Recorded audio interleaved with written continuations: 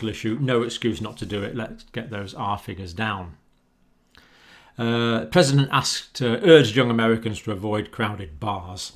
We've seen a lot of outbreaks that have been bar related. Now, Mike Pompeo, Secretary of State, of course,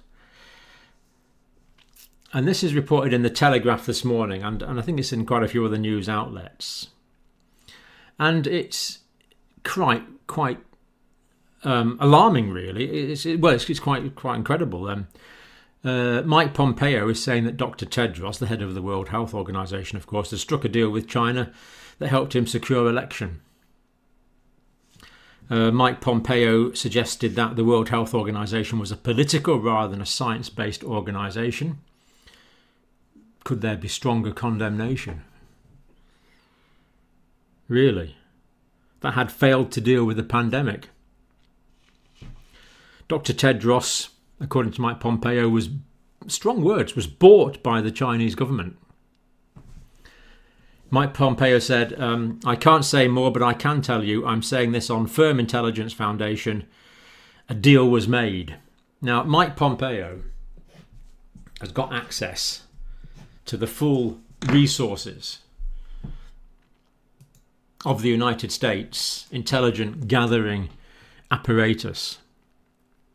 Mike Pompeo is a well-informed man. Whether you like him politically or not is irrelevant. He's a highly well-informed man.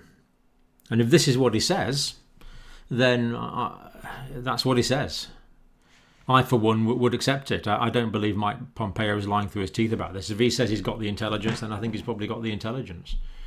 Draw your own conclusions.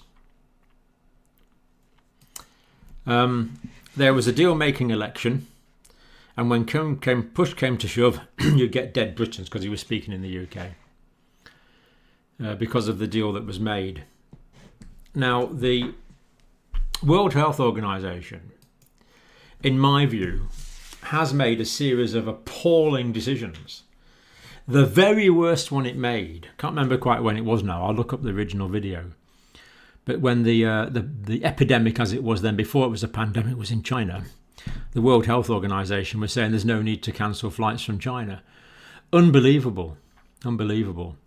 Now, Dr Tedros was elected to be the head of the World Health Organization in 2017. And running up against him was another doctor called David Nabarro.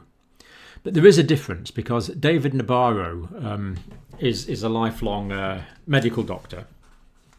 And of course, Dr Tedros is not a medical doctor. He's a PhD. He's not a medical doctor. He hasn't served his apprenticeship giving out medicines and giving injections and taking bloods and all the things that doctors do. So we've got Dr Tedros, who's not a medical doctor, he's an academic. I believe he was Ethiopian Minister for Health, so he's got a background in politics.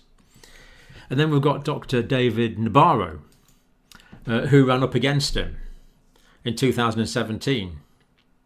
And Dr Nabarro has said it's imperative that all countries work together to fight the massive global catastrophe of COVID-19. So this is what Dr Nabarro is saying now, to try and bring people together, because it doesn't appear that he wants to debate at this time. Now, if you I put the link there. Look at the CV of Dr David Nabarro. It's impressive.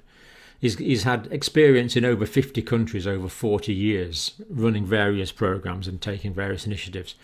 My wife was actually taught by David Nabarro when she herself was a student at the Hospital for Tropical Diseases in London. So he's got a long record of academia and teaching and leadership. And when you read his CV on those links there, you think he's a perfect candidate for the World Health Organization. And to tell you the truth, it does seem strange to me that rather than giving the job to David Nabarro, the job was given to someone with a research and a politics background rather than a career medical doctor. Does seem like a very strange decision. So personally, I would like to see Dr Nabarro replace Dr Tedros immediately. That's my personal opinion.